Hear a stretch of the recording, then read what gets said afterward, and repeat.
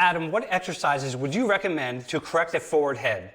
I received that comment on a video about the power of mindful head alignment that I posted last week on TikTok. If you're concerned that you're headed in the wrong direction and want to take corrective action, then I have a few recommendations for you. The first priority is to identify and change the habits that are having a negative influence on your posture. That may involve changing your environment, such as repositioning your computer screen and how you hold your phone up. Then it involves having mindfulness around your head's position periodically throughout the day. You can even set Siri reminders to check your head's position on the hour until you form the habit.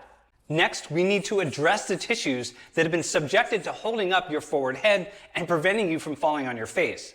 That starts with ungluing the anterior chain tissues from their compressed state. A simple myofascial release for the front of your neck is to take your knuckles and gently glide them from the top of your neck to the bottom as you raise your chin up.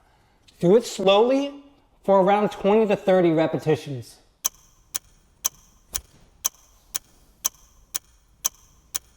Then roll out your chest and hip flexors. And immediately following, try some PNF neck stretches and myofascial chest and psoas stretches.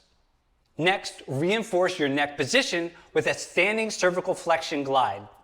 And strengthen the posterior shoulder complex with some TRX T's and Y's.